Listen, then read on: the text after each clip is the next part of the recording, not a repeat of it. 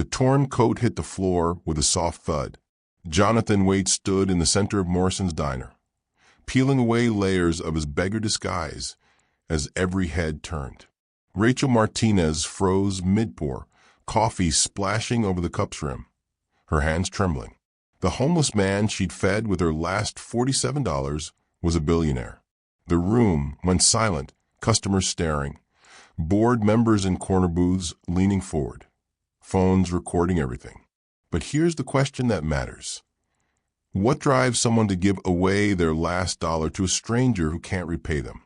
In the next few minutes, you'll discover the answer. And it's not what you expect.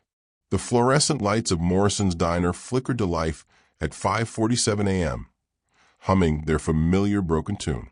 Rachel Martinez tied her apron strings twice, once for security, once out of habit, and pulled the crumpled bills from her pocket. $47.18. Last night's tips spread across the scratched Formica counter like a meager hand of cards. She counted them 3 times, the way she always did. Her phone buzzed. Rent reminder, $900 due in 4 days. Current account balance, $421.63. The math was simple, brutal, and unchanged from yesterday. "You're here early again," Marcus, the line cook, called from the kitchen. The smell of burnt coffee and bacon grease already saturated the air, mixing with the sharp scent of industrial cleaner. "Double shift," Rachel said, tucking the money into her apron pocket where it belonged, where it would stay until someone needed it more. She pulled her dark hair into a ponytail, catching her reflection in the scratched silver coffee urn. Tired eyes, 34 years old, but looking older in this lighting. The morning rush started at 6:30. Rachel moved through it like water, effortless and precise. Table 4, black coffee, eggs over easy, wheat toast, no butter. Table 7, short stack, extra crispy bacon, orange juice. Table 9, the usual for Mr. Peterson, oatmeal with blueberries. His heart medication required it. She memorized 47 orders without writing a single one down. At 7:15, the register froze mid-transaction. The screen went blank, numbers suspended in digital purgatory. Dennis, the manager, swore under his breath and reached for the phone to call tech support. "Wait," Rachel said, her hands already moving across the keys.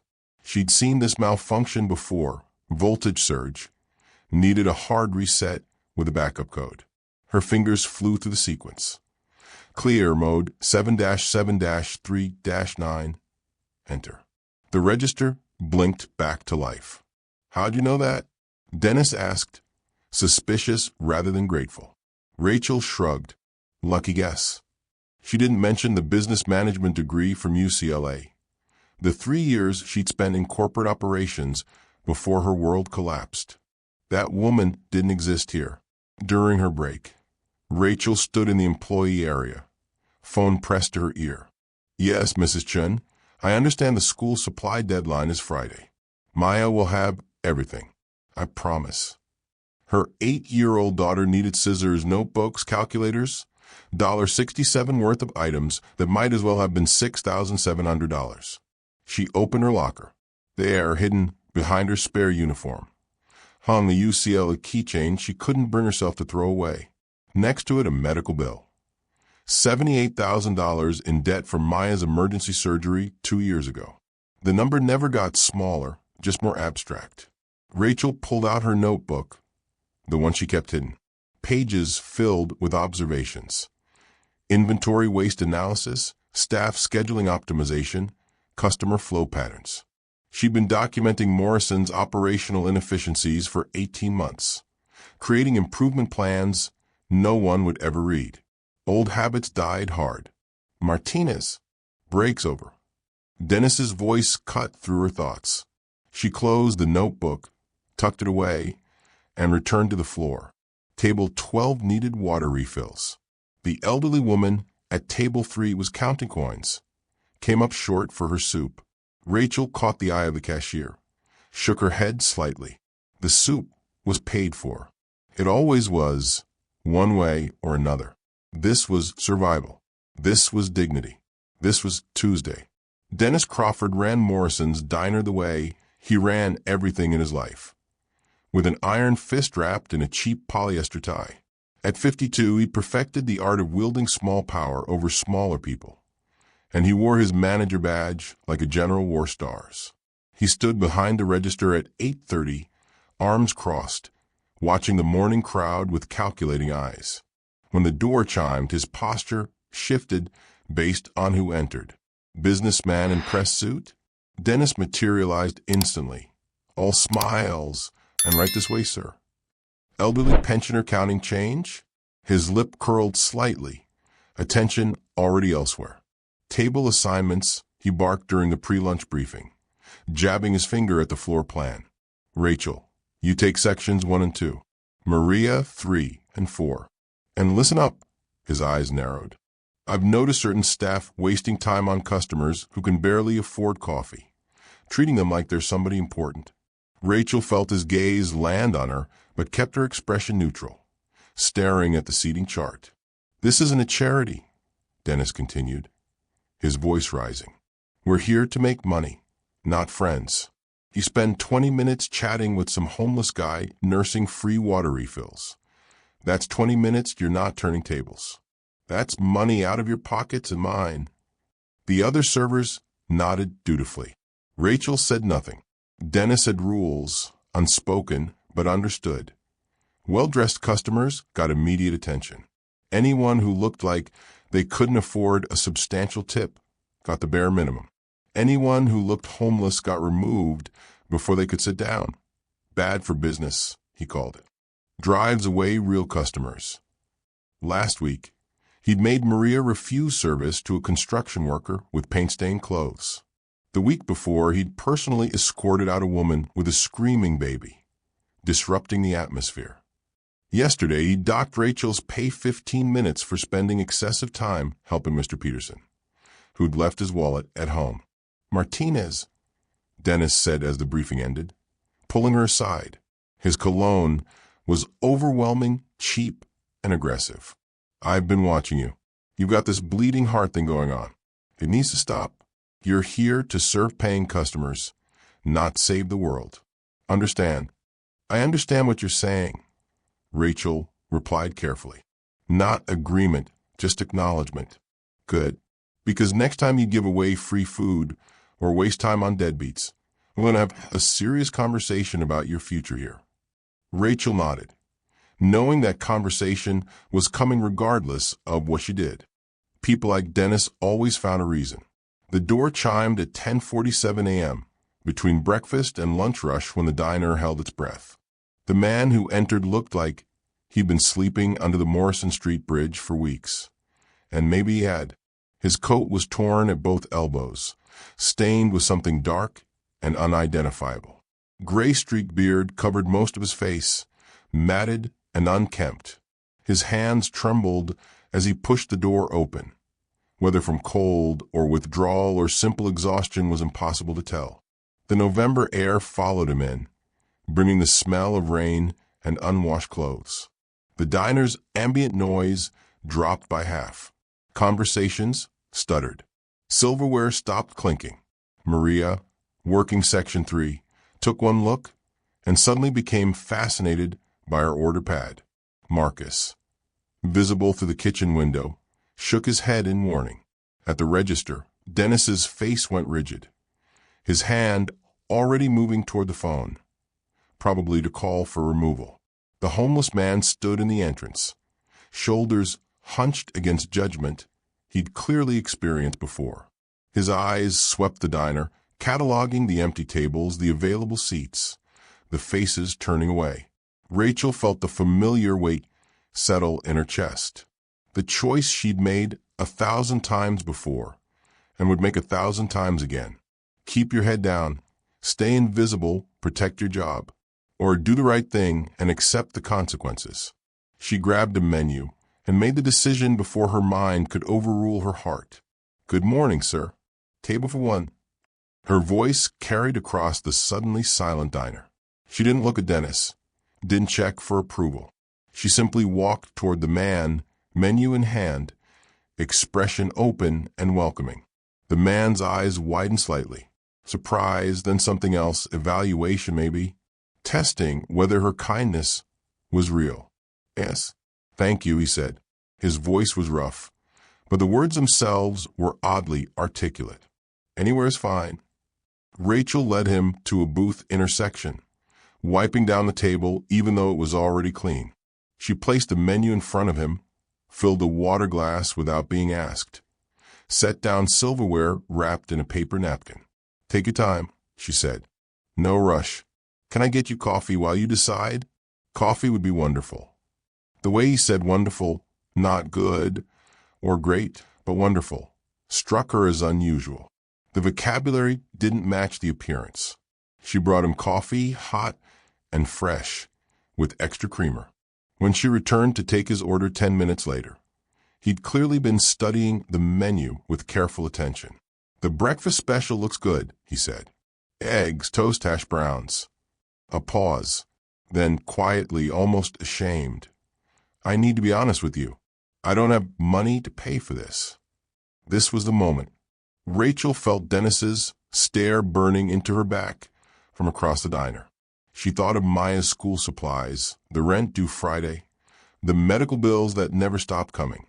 $47.18 in her apron pocket. Not enough for anything that mattered. Except this. Don't worry about it, Rachel said, her voice steady. Let me get that order in for you, and I'll bring extra toast. You look like you could use a good meal. She turned toward the kitchen before she could see his reaction, but not before catching the slight tremor in his hand as he adjusted his sleeve, revealing for just a second the edge of something that looked expensive. A watch, maybe. Strange detail that didn't fit. Behind the scraggly beard, Jonathan Wade allowed himself the smallest smile. The test had begun. In the corner booth, partially obscured by the coat rack and morning sun glare through Morrison's streaked windows, 3 people sat watching everything unfold. This is ridiculous, Michael Torres muttered, his $3,000 suit looking absurd against Morrison's cracked vinyl upholstery. As Wade Industries CFO, he'd sat through boardrooms in Singapore and Tokyo. Now he was conducting corporate espionage in a Portland diner that smelled like burnt coffee and broken dreams. We're basing a multi-million-dollar hiring philosophy on whether some waitress is nice to Jonathan in a fake beard. You're missing the point, Sarah Chun said quietly. She'd been VP of Human Resources at Wade Industries for 7 years, long enough to watch their company culture deteriorate into something cold and transactional. Watch her face. That's not performance. That's character. The third board member, David Brennan, remained silent, recording everything on his phone with the camera strategically angled.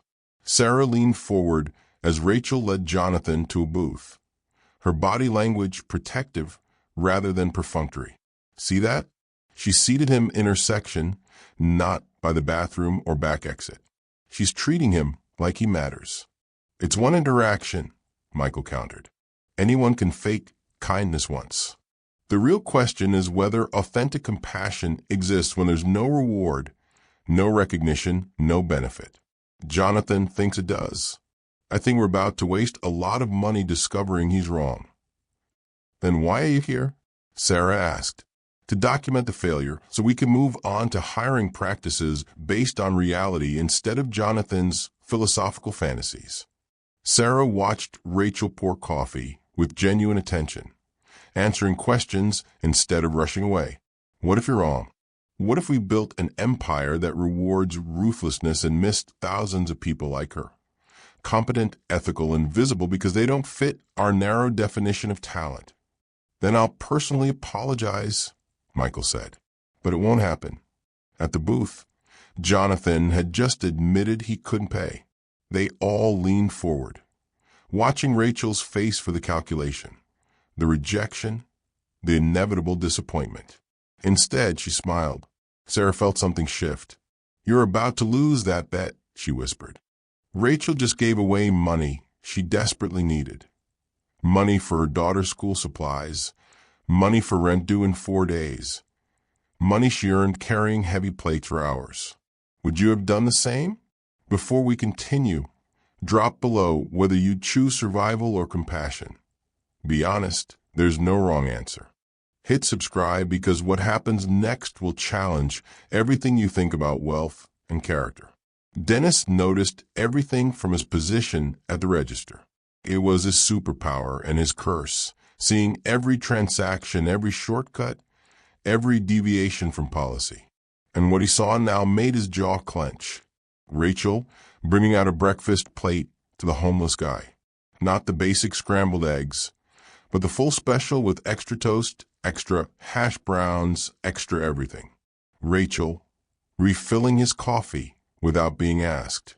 Rachel spending 7 minutes, he timed it, actually talking to him like he was a person. When she approached the register to close out table assignments, Dennis was waiting. Table 6. Who's paying? His voice was flat, dangerous. Rachel kept her expression neutral. It's handled. Handle how?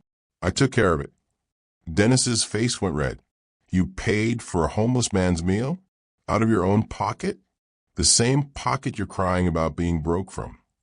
The diner wasn't full, but it wasn't empty either. 8 tables occupied, all within earshot. Conversations died. Even the kitchen went quiet. He was hungry, Rachel said simply. I had money. It's not complicated. It's against policy. Section 12 of the Employee Handbook, no unauthorized comps, no personal transactions during work hours, no. Dennis was building momentum now, his voice rising. Do you know what you just did? You established precedent. Now every bum on Morrison Street is going to know they can get a free meal here. You just turned us into a soup kitchen. I gave one person one meal, Rachel said, her voice quiet but firm. Everyone deserves to eat like they matter. Matter? Dennis laughed, sharp and cruel. He's homeless, Rachel. He doesn't contribute to society. He can't pay. That makes him not our customer, not our problem, and definitely not our charity case. If you want to save the world, do it on your own time with your own money. Oh, wait, you just did. How's that working out for you? At his booth, Jonathan Wade sat very still, coffee cup frozen halfway to his lips. Every word, every gesture was being catalogued, measured, judged. Not Rachel's. She'd already proven herself. Dennis's. The test had expanded. Rachel felt a familiar burn in her chest. The rage she'd learned to compress into something small and cold and manageable. Are you finished? No. Here's what's going to happen. That money comes out of your paycheck. It came out of my tips, my money. And if I see you pull this bleeding heart routine one more time, if you give away one more free refill, one more sympathetic smile to someone who can't pay, you're done. Do you understand? One more incident, and I will fire you so fast your head will spin.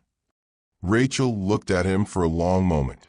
Then, deliberately, she turned to check on her tables. I understand what you value, she said, and I understand what I value. Those are the same things. She walked away before Dennis could respond, leaving him sputtering at the register. At the corner booth, Sarah Chun allowed herself a smile. Michael Torres looked uncomfortable, and Jonathan Wade set down his coffee cup, his decision already made. The waitress had just chosen principle over survival. The question was whether anyone with power would notice. They did. But to understand what Rachel had just risked, you needed to know how far she'd fallen, and how hard she fought to keep from breaking completely. 3 years earlier, Rachel Martinez had been a different person. Associate Operations Manager at Cascade Logistics, corner office on the 12th floor, $67,000 salary with benefits that actually covered things. She'd graduated UCLA with honors, climbed the corporate ladder methodically, married her college boyfriend, and believed the American dream was a plan you could execute with enough discipline. Then Maya got sick. It started with headaches, then seizures, Then the emergency room at 2 a.m., her 5-year-old daughter convulsing in her arms while doctors shouted medical terminology that sounded like a foreign language. Epilepsy, they said. Treatable, they said. Expensive, they discovered. The surgery cost $127,000. Insurance covered $49,000. The rest became a number that haunted every decision. $78,000 in medical debt that accumulated interest faster than Rachel could breathe. Her husband, Marcus, charming Marcus, who'd promised in sickness and in health, lasted exactly 6 weeks after the diagnosis. He left a note on the kitchen counter next to the hospital bills. I can't do this. I'm sorry. The divorce papers arrived 3 months later. He declared bankruptcy to avoid the medical debt, leaving Rachel holding every cent. Cascade Logistics was understanding at first. But understanding had limits when you missed work for hospital visits, when you couldn't travel for client meetings, when exhaustion made you miss deadlines. The performance reviews started slipping. Then came the restructuring announcement. Rachel's position eliminated. She applied to 47 jobs in 2 months. Each rejection cut deeper. Overqualified for entry-level positions. Too much employment gap for mid-level roles. References that praised her competence but couldn't hide the medical crisis that had derailed her trajectory. The day she walked into Morrison's diner to apply for a waitressing position, she'd cried in her car for 20 minutes first. This wasn't the plan. This wasn't who she was supposed to be. Dennis had looked at her resume with undisguised skepticism. UCLA degree, and you want to serve coffee? What's wrong with you? I need a job that doesn't require a background check that flags medical bankruptcy, Rachel had said, honesty born from desperation. He'd hired her because turnover was high, and she seemed desperate enough to stay. He was right. The first month, Rachel had moved through the diner in a fog of humiliation. Every order she took felt like failure. Every tip counted felt like evidence of how far she'd fallen. Customers treated her like furniture, like her humanity had been removed along with her business cards. Then one day, an elderly woman came in, hands shaking too hard to hold her menu. Rachel had sat down in the booth against policy and read the menu aloud, helped her order, cut her pancakes without being asked. The woman had cried. "Thank you for seeing me," she whispered. Something shifted in Rachel that day. If she was going to be invisible to the world, she would make sure no one else felt invisible to her. She started the notebooks 3 months into the job. Couldn't help herself. She'd watched Dennis's wasteful ordering practices, the inefficient scheduling, the toxic management style that drove away good employees, and her business training screamed solutions. So she documented everything. Labor cost analysis, customer retention strategies, operational optimization plans that could increase profit margins by 23%. She kept the notebooks hidden in her apartment, filling them during Maya's bedtime, pretending she was still the person she used to be, the person who solved problems instead of just surviving them. That person had just paid for a homeless man's breakfast with her last $47. Some things, Rachel had discovered, you couldn't afford to lose. Competence was one. Compassion was another. Jonathan Wade removed the fake beard in his penthouse bathroom, watching pieces of his disguise fall into the marble sink. His reflection stared back, cleaner, wealthier, but somehow less honest than the version he'd been 2 hours ago. He couldn't stop thinking about her face. The waitress, Rachel, her name tag had said, and the way she'd looked at him with complete absence of judgment. Not pity, not disgust, just simple human recognition. "Get me everything on Rachel Martinez," Jonathan said into his phone, still staring at his reflection. The waitress at Morrison's diner. Background, employment history, financials, everything. His executive assistant, Karen, didn't ask questions. She'd worked for Jonathan long enough to know his methods were unorthodox, but effective. How deep? Deep enough to understand why someone gives away money they desperately need. The report arrived within 3 hours. Jonathan spread it across his home office desk, reading with the same intensity he applied to merger negotiations. Rachel Elena Martinez, 34. Bachelor's degree in business management from UCLA, graduated magna cum laude. Former associate operations manager at Cascade Logistics. Glowing performance reviews for 3 years. Then abrupt termination during company restructuring. Medical bankruptcy filing 2 years ago.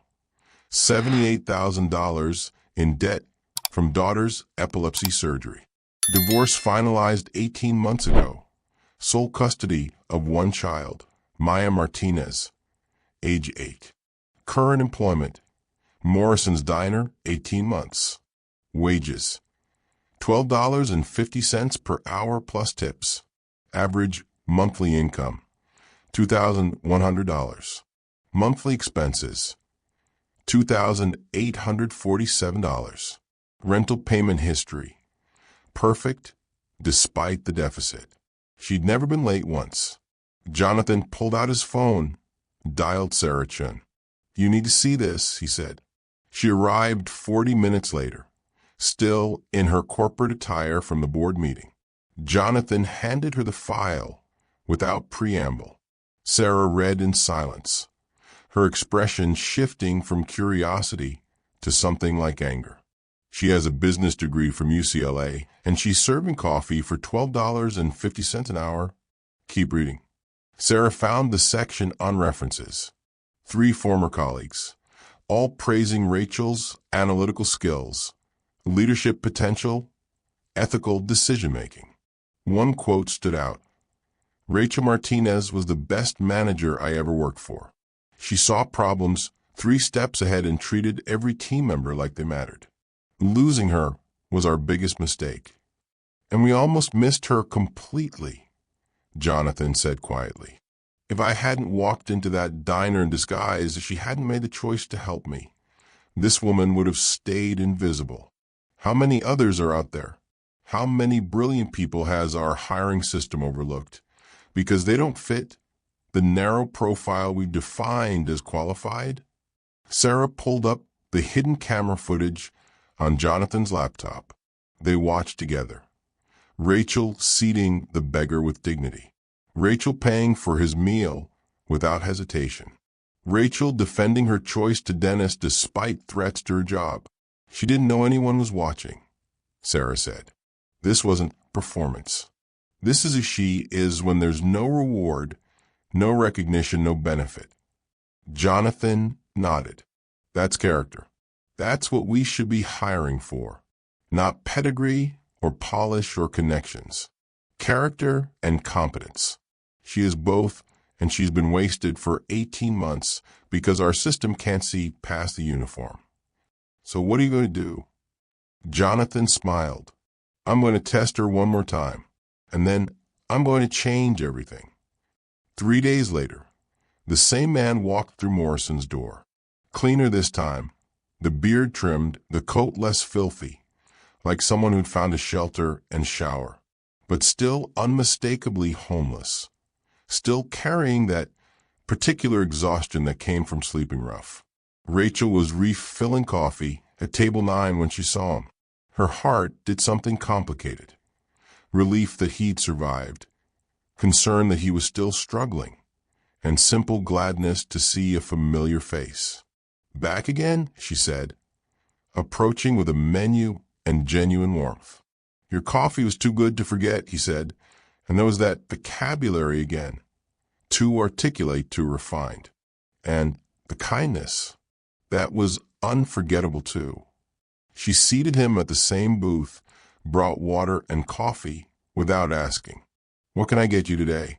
He studied the menu with careful attention. "The lunch special looks good. The patty melt with fries. And maybe a side of soup." He paused, then added with what seemed like Genuine embarrassment. Actually, I should be honest. I still don't have money. I thought maybe I would by now, but he trailed off. Rachel didn't hesitate. Don't worry about it. Let me put that order in. You're doing it again, he said quietly. Helping someone who can't repay you. Doesn't need repayment, Rachel said. But something in his tone made her pause. Why do you say it like that? I'm curious. You work hard for your money. I can see that. And yet, you give it away to strangers. Why? The question was gentle but penetrating, like he genuinely wanted to understand rather than judge. Rachel sat down across from him, against every rule. But Dennis was in the back office, and some conversations required sitting. Can I ask you something first? You don't talk like someone who's been on the streets long. Your vocabulary, it's different. A flash of something crossed his face. Surprise, maybe respect. I read a lot. Libraries are warm and free. That's not an answer, Rachel said, but she smiled to soften it. Neither doesn't need repayment, he countered. You avoided my question too. They looked at each other for a long moment. Rachel felt the strangest sense that this conversation mattered more than it should, that something was being tested she couldn't quite identify. 2 years ago, I lost everything, Rachel said finally. My daughter got sick. The medical bills destroyed us. My husband left. I lost my career, my savings, my house. I applied for help everywhere. Charities, assistance programs, even from people I thought were friends. You know what I learned? What? That the world is really good at looking away from people in crisis. Everyone had reasons why they couldn't help. Valid reasons, probably. But the effect was the same. I was invisible. My daughter and I were drowning, and everyone just stepped around us. Her voice stayed steady, but her hands trembled slightly around her coffee cup. So I made a choice. When I got stable enough to breathe again, when I got this job and could start over, I decided I would never make another person feel invisible. I would never be someone who looks away. Even when you can't afford it, he said softly. Especially then. Because when I lost everything, nobody was kind to me. I had to become the person I needed. The silence that followed felt sacred somehow. When he spoke again, his voice had changed. Less rough, more refined. That's extraordinary.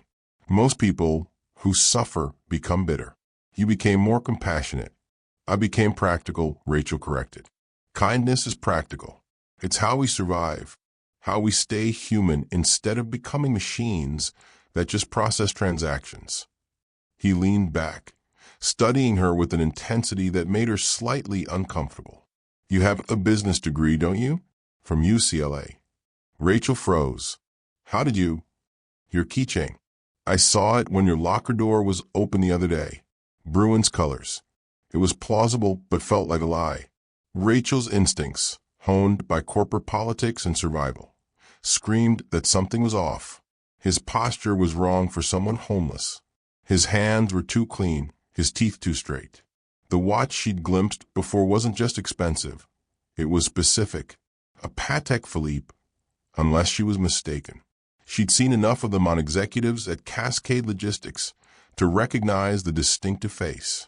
Who are you really? Rachel asked quietly. Someone trying to understand if genuine goodness still exists, he said. You're helping me answer that question. Before Rachel could press further, Dennis's voice cut across the diner. Martinez, are you sitting with customers? Get back to work.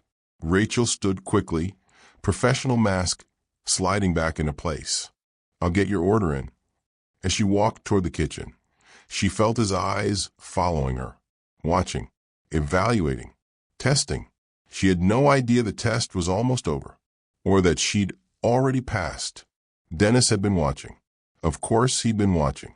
Surveillance was his love language, and Rachel had just given him exactly the ammunition he needed. The lunch rush hit at noon. Morrison's filled with construction workers, office employees on break, retirees stretching fixed incomes across $8 lunch specials.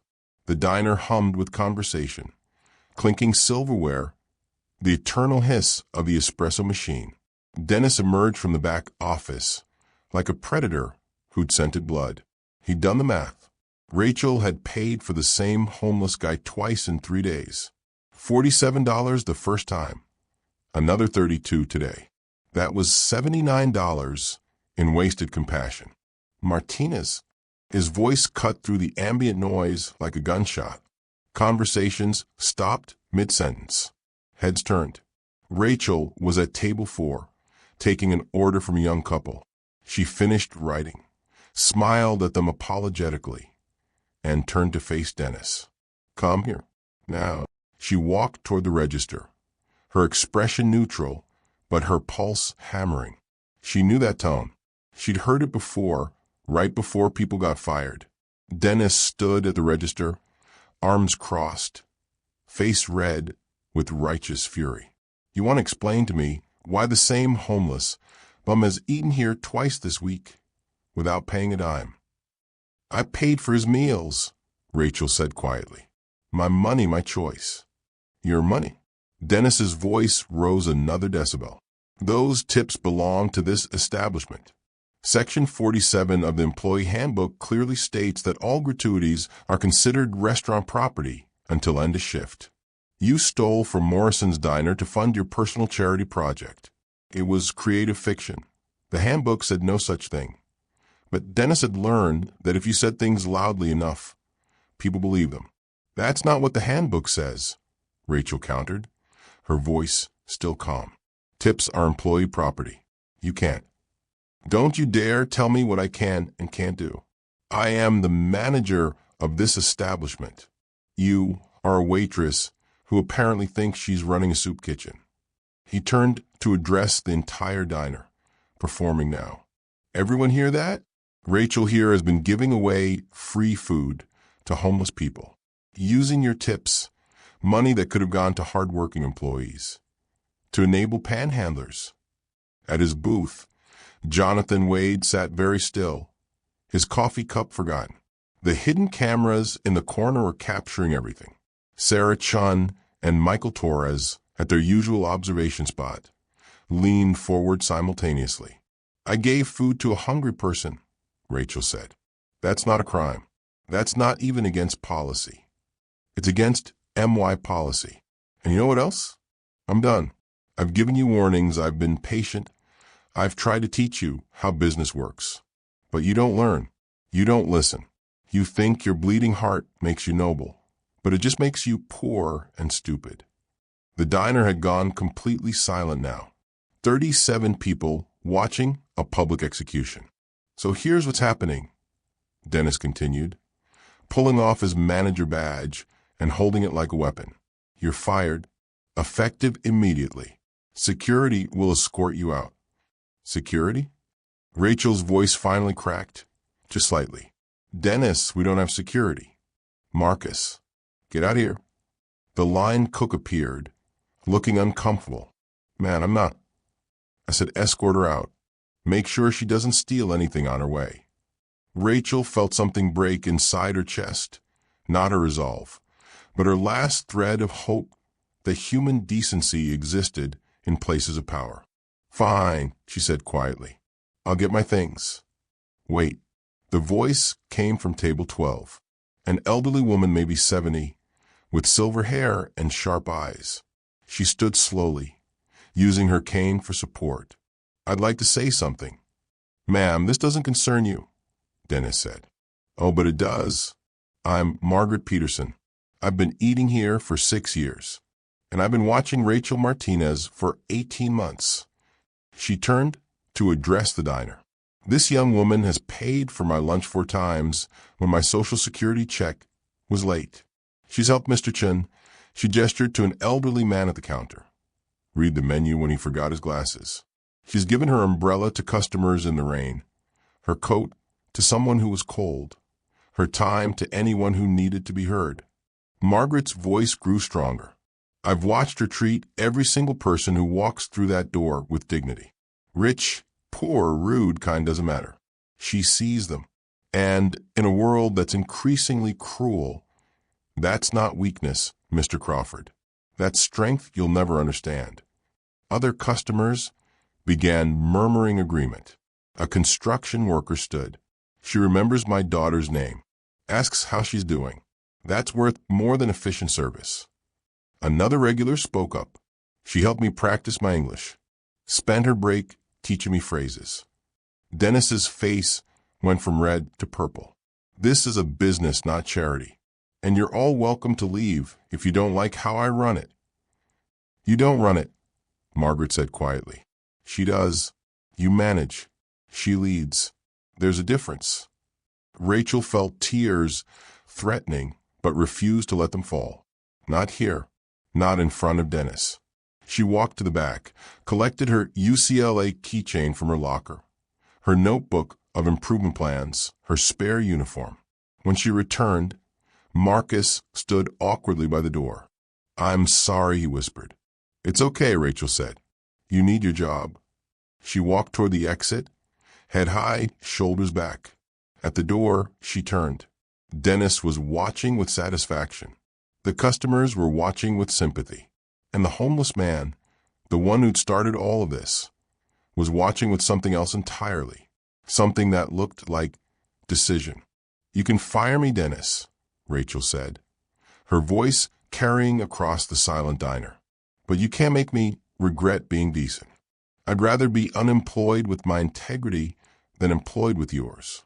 She walked out into the cold November afternoon, leaving behind the only job that had kept her and Maya fed for 18 months. Behind her, Jonathan Wade removed his disguise completely and reached for his phone. The test was over. The revelation was about to begin. Rachel's apartment was small. One bedroom she'd given to Maya, a pull-out couch in the living room for herself. But it was clean and it was theirs. Barely. For 4 more days at least. She sat at the second-hand kitchen table after Maya had gone to bed, spreading out her reality like autopsy evidence. Bank statement, $421.63. Rent due Friday, $900. Medical bill payment due, $200. Maya's school supplies, $67. Groceries, $150 minimum. Total needed, $1,317. Total available, $421.63. Deficit, $895.37. Her phone buzzed. Another call from Cascade Medical Billing. She silenced it, adding it to the 17 missed calls from various collectors. They could wait in line behind rent. Rachel put her head in her hands. The temptation was overwhelming, to regret, to rage, to blame herself for being too kind, too stupid, too idealistic in a world that punished those qualities. Maybe Dennis was right. Maybe compassion was a luxury she couldn't afford. Maybe she should have hoarded every dollar, protected herself first, let the homeless stranger stay hungry. The thought made her physically ill. From Maya's room, she heard her daughter cough in her sleep. The sound sent ice through Rachel's chest. Maya's epilepsy medications cost $340 per month, covered by the state insurance she'd fought for months to obtain. But what if she lost that coverage? What if the stress triggered more seizures? What if Rachel's choice to help a stranger meant her daughter suffered? The guilt was suffocating. She walked to Maya's room, stood in the doorway, watching her daughter sleep. 8 years old, dark hair spread across the pillow. Completely innocent of the financial calculations that consumed her mother's every moment. In sleep, Maya looked peaceful, safe. Rachel had to keep her safe. That was the only job that mattered. She returned to the kitchen table, pulled out her laptop, 5 years old, battery held together with tape, and opened her job search documents. Indeed, LinkedIn, her eggs list. She would apply to every restaurant in Portland, every coffee shop, every retail store. Someone would hire her. Someone had to. Her hand trembled on the mouse. Exhaustion, stress, and something deeper. The bone-tired weariness of being poor, of fighting every day just to stay level, of never getting ahead no matter how hard she worked. That's when she saw them. The notebooks, 4 spiral-bound notebooks, stacked on the counter where she'd left them. 18 months of observations, analysis, improvement plans for Morrison's Diner. Labor optimization strategies, customer retention programs, supply chain efficiency models. All the business instincts she'd suppressed while serving coffee had gone into these pages.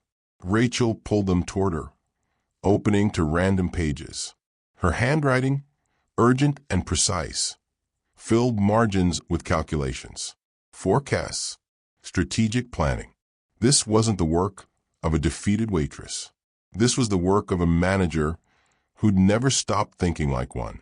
She'd lost her job, but she hadn't lost her competence.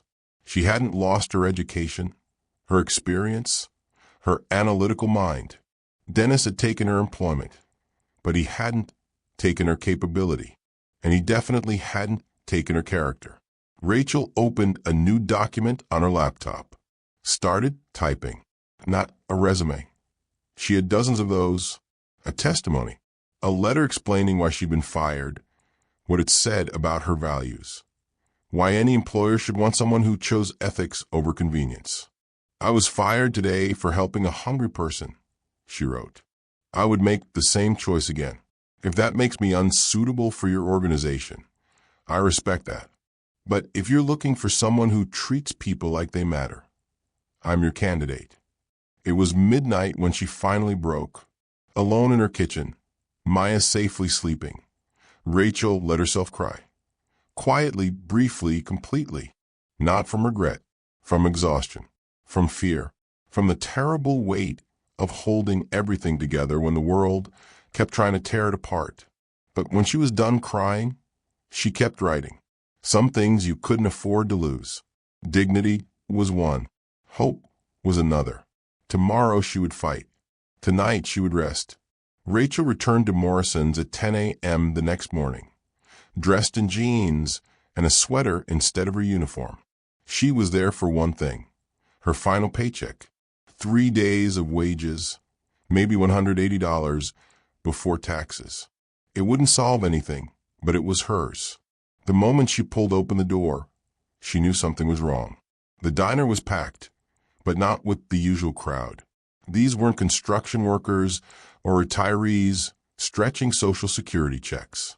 These were people in expensive suits, holding leather portfolios, speaking in the low, urgent tones of corporate business. At the counter, Dennis looked panicked. His usual swagger had evaporated, replaced with something close to terror.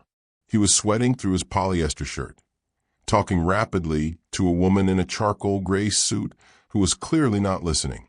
I don't understand why corporate is here, Dennis was saying. Nobody informed me of an inspection. I would have prepared. Mr. Crawford, please step aside, the woman said coolly. Rachel froze in the doorway. At a center table, perfectly positioned where everyone could see, sat a man in an immaculate navy suit. Clean-shaven, hair professionally styled. Expensive watch, the Patek Philippe she'd glimpsed before, now visible on his wrist. It took her 3 full seconds to recognize him. The homeless man, the beggar she'd fed. Without the matted beard, the filthy clothes, the hunched posture, he was completely transformed. This wasn't someone down on his luck. This was someone who commanded rooms, who made decisions that affected thousands of people, who wore wealth like a second skin. Rachel's stomach dropped. She'd been played. This had all been some kind of sick test, some twisted social experiment, and she'd failed to see it. The inconsistencies she'd noticed, his vocabulary, his posture, the expensive watch, hadn't been clues. They'd been warnings she'd ignored. Humiliation burned through her chest, followed immediately by rage. While she'd been worrying about rent and Maya's school supplies, this man had been playing dress-up with her life. Ms. Martinez. A woman's voice, gentle but authoritative. Rachel turned. The woman in the charcoal suit was approaching, hand extended. I'm Sarah Chun, Vice President of Human Resources at Wade Industries. Would you mind staying for a few minutes? Mr. Wade has something important to discuss. Wade Industries? Rachel's voice came out hollow. Wade Industries was a name everyone in Portland knew. Real estate development, hospitality investments, corporate holdings worth billions. And she'd given their CEO her tip money. "Please," Sarah said, and something in her expression wasn't mockery. It looked almost like respect. "I promised this will be worth your time." Rachel wanted to leave, wanted to tell them all exactly what she thought of their games. But Sarah's hand on her elbow was kind, and there were cameras everywhere. Local news cameras, she realized with growing horror, and walking out would look like guilt. She let Sarah guide her to a table near the center, where she could see everything. Dennis was being corralled by two men in suits who looked like lawyers. Margaret Peterson, the elderly regular who defended Rachel yesterday, sat at her usual booth, smiling like she knew exactly what was happening. Marcus, the cook, watched from a kitchen window, confused but reviewed. And at the center table, Jonathan Wade stood. The room went silent. Every head turned toward him. He commanded attention effortlessly, the way people with real power always did. "Thank you all for coming," Jonathan said, his voice carrying easily across the diner. This was the real voice, educated, confident, completely different from the rough whisper he'd used in disguise. "I'm Jonathan Wade, founder and CEO of Wade Industries. For the past week, I've been conducting an experiment in this diner." Rachel's hands clenched under the table. Experiment. That's what her desperation had been to him. "Data. I've been testing a theory about character, compassion, and whether authentic human decency still exists in transactional economies," Jonathan continued. "I've visited 15 establishments across Portland in disguise, presenting as someone with nothing, observing how service workers respond when there's no benefit to kindness." He turned, his eyes finding Rachel across the crowded room. "Of all those interactions, only one person treated me like I was human. Only one person sacrificed her own financial security to help a stranger who couldn't repay her. Only one person defended that choice even when threatened with consequences." Rachel's pulse hammered in her ears. She couldn't tell if she was about to be praised or humiliated, and the uncertainty was excruciating. "Ms. Martinez," Jonathan said, "I think it's time you and I had an honest conversation." Jonathan gestured to the walls, and suddenly Rachel noticed them. Small cameras positioned in the corners, angles she'd walked past 1,000 times without seeing. "Everything that's happened in this diner for the past week has been recorded," Jonathan said. "With permission from the property owner, of course. I'd like to show you what I saw." A screen descended from a ceiling. Professional setup, clearly planned in advance. The footage began playing. There was Rachel seating the homeless Jonathan with dignity while other staff members turned away. Rachel paying for his meal with her own money, her hands counting out crumpled bills. Rachel standing up to Dennis, defending her choice with quiet conviction. The angle captured her face perfectly. No performance, no calculation. Just genuine compassion. "Ms. Martinez," Jonathan said, and the room had never been quieter. "In 72 hours, I watched you demonstrate better leadership judgment than executives I pay 7 figures. You managed a $47 crisis with more wisdom than my board manages $47 million. Rachel's face burned. "You lied to me. You manipulated me. You turned my life into your social experiment." "I did," Jonathan acknowledged, and his voice carried genuine remorse. "And I apologize for the deception. But I needed to know if what I was looking for actually existed. Authentic compassion without expectation of reward. Corporate America has forgotten how to value character. We hire pedigree over principle, polish over humanity. I needed to prove that was a mistake." He pulled out a folder, held it up so the cameras could see. "I know everything about you, Ms. Martinez. UCLA degree in business management, graduated magna cum laude. former associate operations manager at Cascade Logistics with exceptional performance reviews, medical bankruptcy from your daughter's illness, divorce, financial devastation. And through all of that, his voice grew stronger. Perfect rental payment history. Perfect work attendance. Perfect ethical record. Rachel felt exposed, violated. You investigated me? I did my due diligence, the same way I would for any executive hire. I'm not an executive. I'm an unemployed waitress. That's where you're wrong, Jonathan said. You're an unemployed operations manager who's been wasted in a position far below her capability because our economic system punishes people for having medical emergencies. He turned to address the entire room. The board members, the cameras, Dennis, who stood frozen by the register. Morrison's Diner is a property owned by one of Wade Industries' subsidiary companies. As of 8 a.m. this morning, I finalized paperwork to assume direct ownership, which means, he looked at Dennis, Mr. Crawford, you're fired. Effective immediately. Your discriminatory practices, verbal abuse of staff, and toxic management style are no longer Wade Industries' problem. You have 1 hour to collect your belongings. Dennis's face went white. You can't, I have contracts. Already reviewed by legal, Saracen said, standing. Your employment agreement includes a clause about maintaining company values. You violated it repeatedly. Security will help you exit. 2 professional security guards materialized from the back. Dennis looked around wildly, finding no allies. He left without another word, his 17 years of small-time power evaporating in 30 seconds. Jonathan turned back to Rachel. Ms. Martinez, I'm offering you the general manager position of this establishment. Salary, $85,000 annually. Full health insurance. Comprehensive coverage that will include your daughter's medications. Signing bonus of $25,000. Available immediately. The room erupted in murmurs. Rachel sat frozen, unable to process the words. I don't understand, she whispered. You ran this diner better than Dennis did while serving coffee, Jonathan said. I reviewed your work patterns. You optimized table rotations without being asked. You mediated conflicts between staff.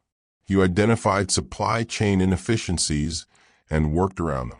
You did manager-level work for waitress-level pay, because that's who you are, someone who solves problems instead of ignoring them.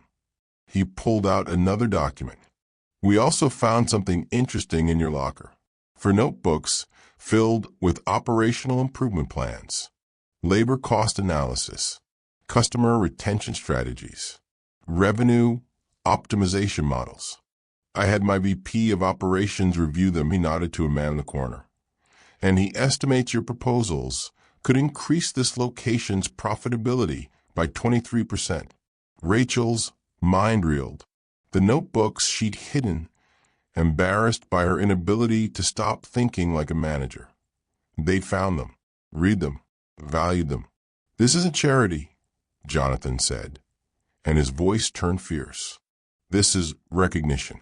You earned this position through 18 months of excellence that went completely unseen because you were in the wrong uniform. That's not your failure. That's the system's failure. And I'm correcting it. Why? Rachel's voice cracked. Why does any of this matter to you? Jonathan was quiet for a moment. When he spoke, his voice carried weight that went beyond business. Because 5 years ago, my mother got sick. Alzheimer's. She went from running her own company to not recognizing my face in 18 months. The people who cared for her at the end, the nurses, the aides, the cafeteria workers who remembered she liked her tea with honey, they weren't highly paid. They weren't executives. But they had something money can't buy. They saw her as human when she couldn't advocate for herself. His eyes met Rachel's. You have that. That ability to see people others have decided don't matter. That's not weakness. That's the rarest form of leadership. And I've been trying to teach my executives that principle for years with limited success. Then I walked into this diner and watched you live it, at great personal cost, with zero expectation of reward. I still needed the money, Rachel said, honesty forcing the words out. I wasn't being noble. I was being stupid. You were being human, Jonathan corrected. And humanity is what my company has been missing. So here's what I'm proposing. Take the job. Run this diner the way you've been planning to in those notebooks. Prove that character-based leadership works. And if it does, when it does, I want you to help me transform how Wade Industries evaluates and develops talent across all our properties. Rachel's hands were shaking. I have a daughter. She needs stability. I can't afford to fail at this. Then don't fail, Jonathan said simply. I've read your work. You're brilliant. You've just been invisible. I'm offering you visibility, resources, and the opportunity to build something better than what existed before. The question is, do you trust yourself enough to take it? The entire diner waited. Cameras recording. Board members watching. Margaret Peterson smiling through tears. Rachel thought of Maya, of the rent due in 3 days, of the medical bills that never stopped, of the 18 months she'd spent serving coffee while her business degree collected dust, of the choice she'd made to help a stranger even when she couldn't afford it. The signing bonus, she said carefully. That's real? Available immediately? Wire transfer can be processed within 2 hours, Saracen confirmed. Rachel stood, walked toward Jonathan Wade, extended her hand. I accept your offer, she said, but I have conditions. Jonathan's eyebrows rose, but he looked pleased. I'm listening. Marcus keeps his job, Rachel said. He's a good cook and a decent person who was trapped in a bad system. Maria and the other servers keep their jobs with raises.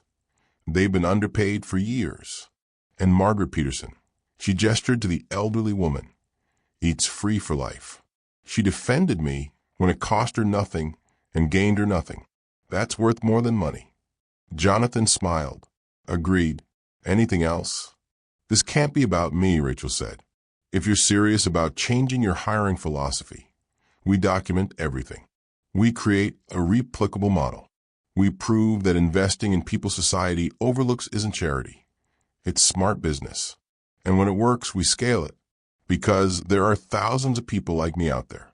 People with capability who've been rendered invisible by circumstances. If I'm taking this job, it's to build a ladder for them too. The room erupted in applause. Saracen was smiling. Even the stone-faced lawyers looked impressed. Jonathan Wade extended his hand. Ms. Martinez, I think this is the beginning of something revolutionary. They shook hands. Billionaire and former waitress, power and principle, finally aligned. Outside Morrison's diner, news cameras captured the moment. Inside, a woman who'd been invisible for 18 months finally became visible. Not because someone rescued her, because someone finally recognized what had been there all along, before Rachel could fully process what had just happened. Saracen stood and cleared her throat, commanding the room's attention.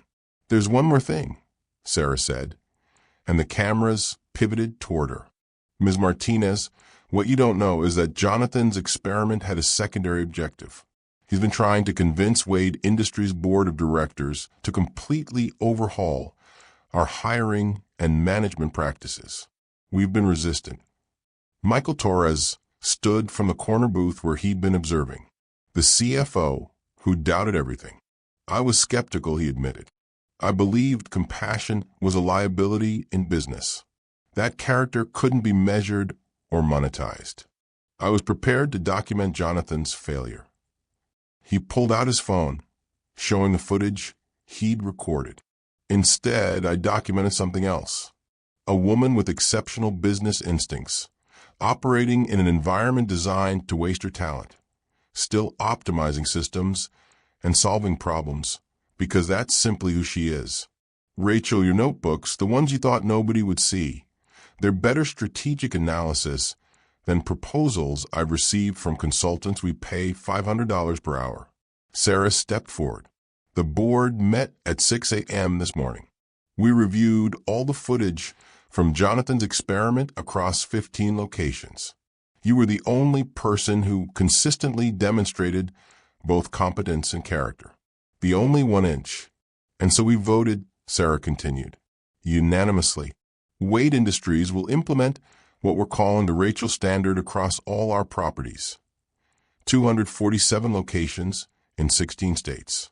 We will prioritize character and demonstrated competence over traditional credentials. We will actively recruit from populations our industry has historically overlooked. People with employment gaps due to medical crises, caregivers, those with bankruptcy in their background, formerly incarcerated individuals who've demonstrated rehabilitation. The room erupted in applause. Rachel felt dizzy. But we need someone to lead this initiative, Sarah said. Someone who understands both the business operations and the human cost of our old system. Ms. Martinez, in addition to managing this location, we're offering you a position as Regional Operations Director for Wade Industries Hospitality Division. You would oversee the implementation of new hiring and management standards, develop training programs, and identify other invisible talent we've been missing. I've been a waitress for 18 months, Rachel stammered. You've been an underutilized operations manager for 18 months, Jonathan corrected. There's a difference. Margaret Peterson stood then, leaning on her cane, her smile radiant. There's something I should tell you, dear. I'm not just a regular customer.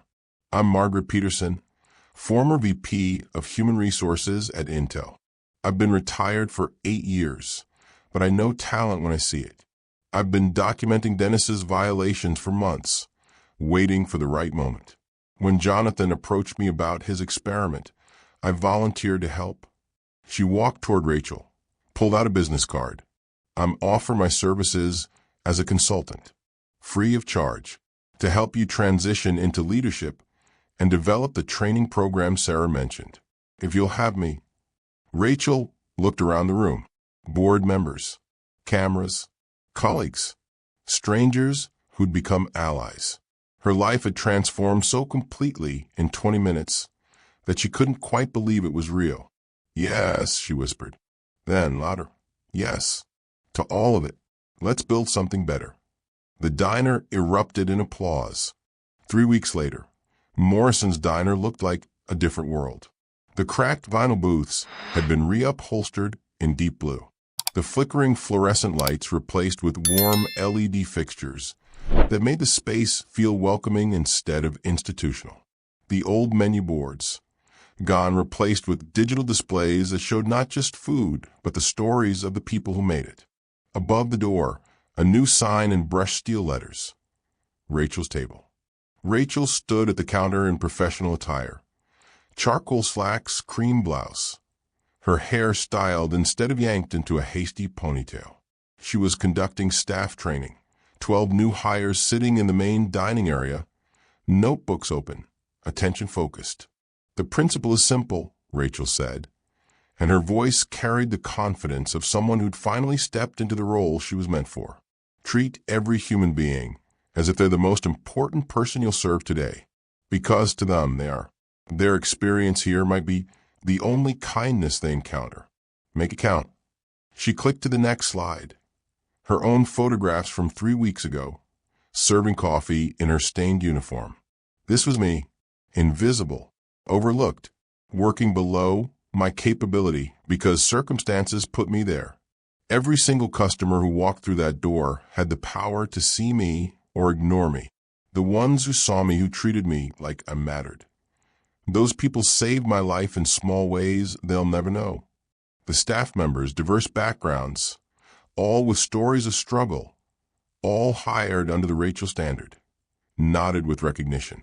So that's what we do here, Rachel continued. We see people. We don't judge worth by wallet size. We don't measure value by appearance. We serve humans, not transactions. Questions. The door chimed. Rachel looked up, and her entire face transformed. Maya ran through the door, backpack bouncing, 8 years old and gloriously unconcerned with business protocols. Mom, I got an A on my science project. Rachel caught her in a hug, propriety forgotten. That's my girl. Go do your homework in booth 7. That's your booth now. Maya settled in with her books, completely at home in the space her mother now managed. Rachel watched her for a moment, healthy, safe, secure in ways that had seemed impossible a month ago. The medical debt erased completely. Jonathan had called it a signing bonus, but Rachel knew it was grace. The door chimed again. Jonathan Wade entered, no longer in disguise, just a businessman in an elegant suit checking on investment. But when he smiled at Rachel, it wasn't investor to employee. It was mentor to protege. How's the first training session going? He asked. Good. Really good. These people. Rachel gestured to her new staff. They're incredible. Everyone has a story. Everyone has capability that's been overlooked. That's the point, Jonathan said. Speaking of which, I have something for you. He handed her an acceptance letter. Full scholarship to Portland State University's Executive MBA program, starting in January. You'll do it while working, obviously. But Sarah, and I think you're ready for the next level. Rachel held the letter like it might dissolve. Jonathan, I don't know how to thank you. Don't thank me. Prove me right. Build this model so well that other companies have no choice but to follow. Change the industry. That's how you thank me. He left her with the letter and a challenge that felt more like purpose than pressure. At booth 7, Maya looked up from her homework. Mom, are you crying? Happy tears, baby, Rachel said and meant it. For the first time in 3 years, she realized the tight band around her chest, the constant fear of everything collapsing, had loosened. Things were not perfect. The work ahead was massive. There would be resistance, mistakes, days when old habits tried to creep back in. But she wasn't fighting alone anymore. She had a team. She had resources. She had a seat at the table that used to be reserved for people who'd never known what it meant to choose between rent and medicine. And most importantly, she had proof, living, breathing, undeniable proof, that decency in a cruel system was not weakness. It was the foundation of a different way to do business. One customer at a time, one hire at a time, one invisible person finally seen. 6 months later, the view from the 12th floor conference room at Wade Industries headquarters looked out over downtown Portland. Glass towers, traffic streams, the faint outline of the river in the distance. Inside, a different kind of movement was happening. A slide glowed on the screen.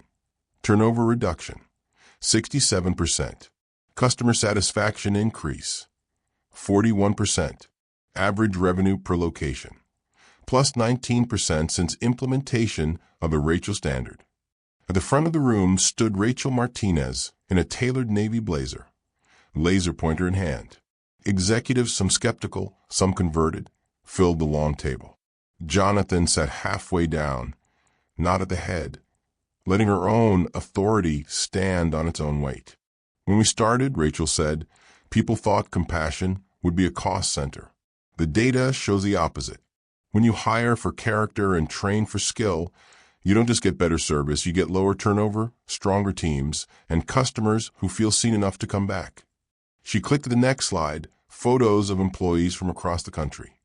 A former nurse now managing a hotel front desk, an ex-factory worker running a cafe, a single dad leading a night shift team.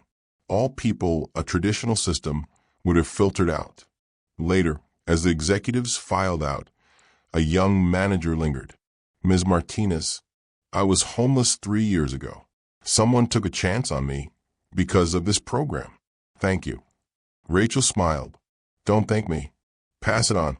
Hire the next person everyone overlooks. The final image. Back at Rachel's table that evening, Rachel training a new assistant manager, sliding a worn UCLA keychain across the counter, and telling the story of the waitress who once thought her life was over. Sometimes, the narrator closed, the real test isn't about the one being tested. It's about whether those with power are finally willing to see what's been in front of them all along.